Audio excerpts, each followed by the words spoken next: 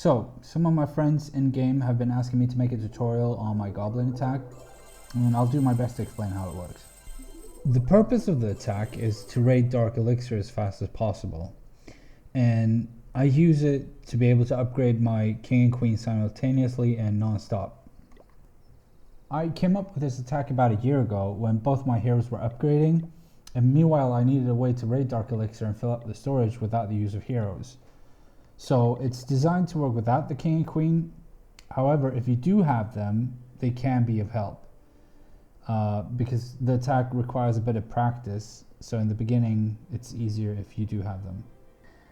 Basically, the attack is a Town Hall dark storage snipe. So in order to do this, you have to make a resource funnel, because as you all know, the Goblin's favorite targets are resource buildings. It's very different from a regular funnel, not necessarily easier, but you just kind of have to imagine the whole base stripped down from every building that cannot potentially carry resources. The army composition I use for this is 240 goblins, 5 jump spells, 1 poison spell, and in the clan castle I have 7 giants and a rage spell. And always the Grand Warden as well, because without the Grand Warden and his ability, this attack is going to be almost impossible to do on a Town Hall 11. If you go against Town Hall 10 or Town Hall 9, then it can be done without the Grand Warden, but you still have to worry about things like giant bombs and mortar towers, wizard towers.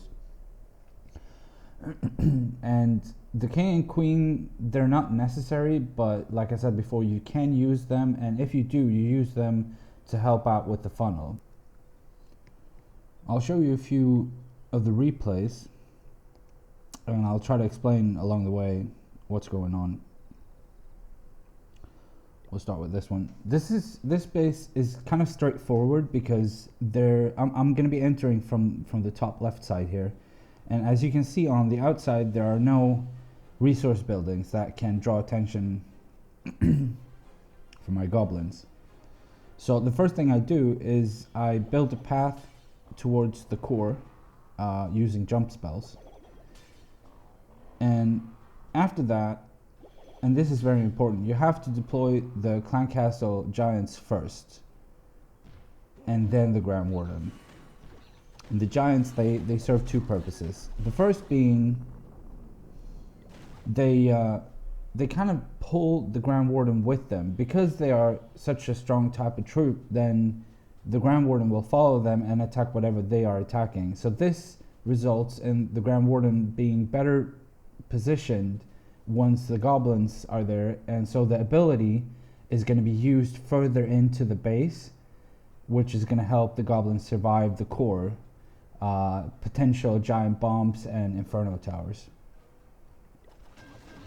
And also the second use of the giants obviously is that they draw attention from defensive towers, from wizard towers, and sometimes they get rid of giant bombs for you. And the raid spell is going to be used in the core where the town hall and the dark storage is. Also, these attacks, I usually cancel them quite early, even though I have a lot of goblins still alive. And the reason being, I want to save the Grand Warden's health so that I can constantly do this attack. I don't have to wait for him to regain his health. The next attack I will be showing you is this one. Now in this base, I decided to go in from 9 o'clock. And if you see, if I build a straight shot from 9 o'clock towards the core using jump spells, I'm gonna open up for these resource buildings up here and down here. So I'm gonna have to clear all these buildings before I send in the main army. Otherwise, the goblins are just gonna go towards the sides and they're eventually gonna die. And most importantly, none of them will enter the core. So this is what you can use your heroes for. I mean, it's very easy to use the Archer Queen to clear all these buildings, or the Barbarian King with a jump spell to clear these buildings. But it can also be done using goblins. Now in this case, in this particular base, I had some issues with clearing these buildings due to this mortar tower right here. It killed a lot of my goblins, but eventually I managed to destroy them, and it was just in time because I was running really low on goblins. I think I was down to 150 goblins left for the main attack. And that is pushing it. You should usually have at least around 180, 190 goblins for the main attack to be successful.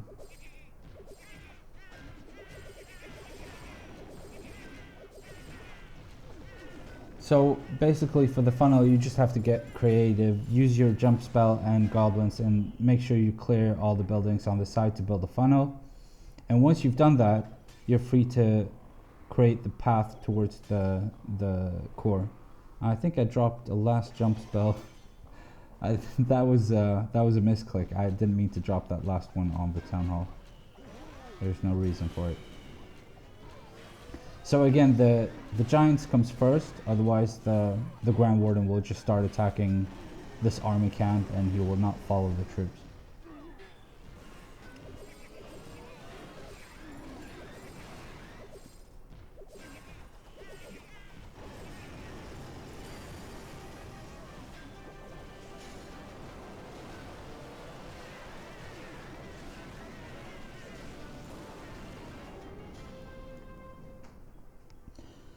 Alright, so next up, this base.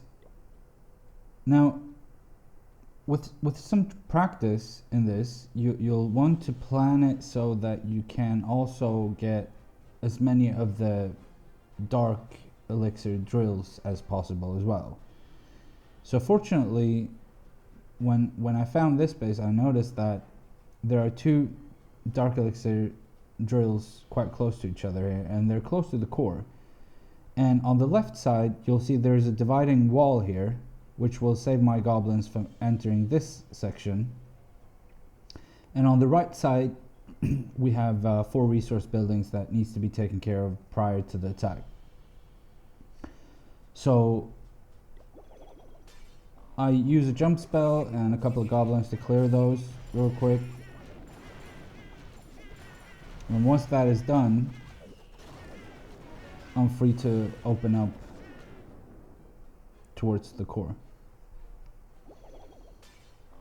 Now, in this particular attack, I noticed that there's a lot of gold and elixir that I could have used my jump spell to open up, but in the interest of just making this video and showing you how to get dark elixir, then I wouldn't do that, because sometimes when you do that, the goblins will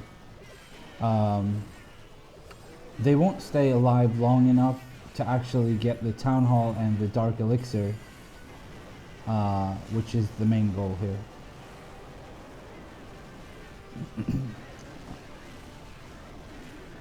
Alright, so we got a little bit of gold, but I had to quit because my Grand Warden was taking damage.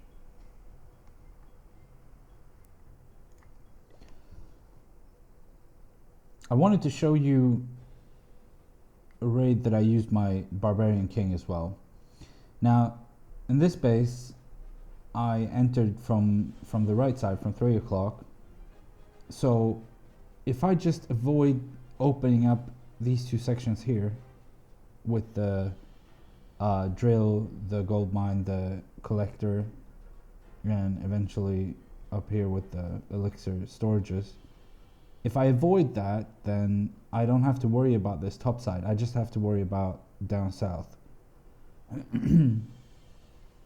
and since there is no wall here, I just figured I'll use my Barbarian King with a couple of goblins to help clear all the resource buildings.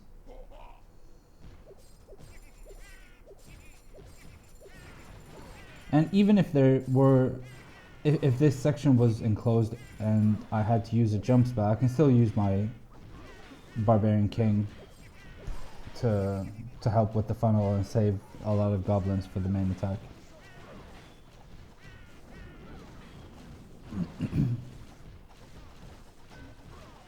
So again, when opening up from the side, I'll be very careful not to open up these two sections up top. And other than that, it's pretty straightforward. I just open up towards the core and there's no immediate dangers for the goblins, except this area right here, which could be a giant bomb. I don't remember if it was, or maybe it was a Tesla. But that could potentially wipe out a lot of the goblins, and that's what the Grand Warden's ability is for, to try to time it so that they can survive that giant bomb exploding, if that was a giant bomb. I'm not sure. I guess we'll see in a second. No, it's a Tesla. But you see, the Warden's ability would have saved all the goblins, even if it was a giant bomb.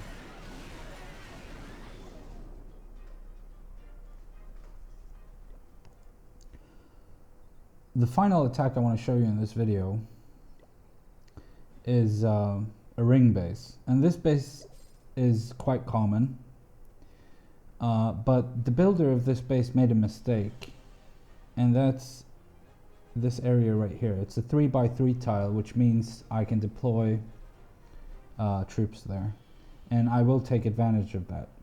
But in a ring base like this, the funnel is it's definitely more difficult, but it's not impossible. What you can do to begin with, you look around the base and you try to see a gap like this one. You see there's a gap between the resource buildings, which is far enough for the buildings in the core to be closer once I open up with jump spells. So you take advantage of that, and that means if I start my attack from this side, then the right side will be okay. I don't have to do anything there. But on the left side, I would have to clear these two elixir collectors, and I could have done that from the outside, just using a jump spell and goblins. But since this guy provided me with a deployable area right in the middle, I used that instead to clear the two elixir collectors.